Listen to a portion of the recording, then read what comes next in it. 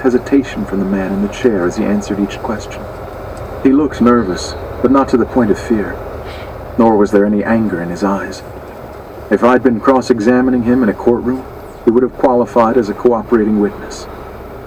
More importantly, there wasn't the slightest physical change in him. His jaw didn't clench, the chair didn't begin to rattle, there was no downward spiral of pain followed by even more pain, no sign of lie and you die. He was telling the truth.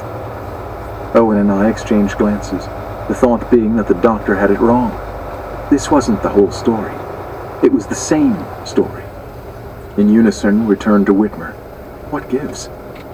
But he was still staring at the screen, a subtle but unmistakable cue that we should be doing the same. The doctor knew exactly what he was talking about.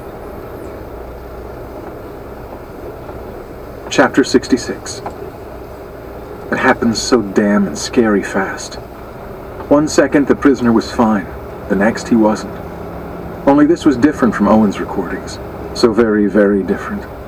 This began in an instant and barely lasted much longer. It was a flash. No, it was a detonation. It was as if the man's brain had actually exploded inside his head. I watched as his eyes rolled back, his face convulsing like it was lodged in a paint mixer at Home Depot. The force was so strong, it literally lifted the man off the ground, chair included. By the time gravity fought back, he and the chair were tipped over on the floor motionless. "Christ!" Owen muttered, his voice trailing off. Whitmer reached out and hit the space bar on the keyboard, pausing the recording. It was right then that the thought occurred to me. As quickly as all hell broke loose in that interrogation room, it wasn't as if the doctor couldn't have tried to intervene. But he was nowhere in the frame. Why not? "That might have been the sickest part of all," Whitmer said, as if reading my mind. "The second I tried to help, I was literally held back. They didn't want the guy saved. They wanted him documented, like a lab rat." He hit the spacebar again to resume the recording. True to his word, Whitmer finally sprang into the frame as if he'd just broken free from the two other guys behind the camera. Within seconds of his kneeling down and placing 2 fingers on the prisoner's neck, he shook his head slowly. The man was dead.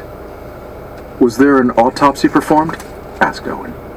"Yes, it was an aneurysmal subarachnoid hemorrhage," said Whitmer.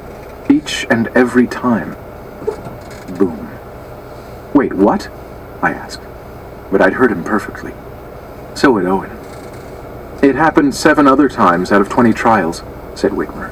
"At least the 20 trials I was overseeing." Owen shook his head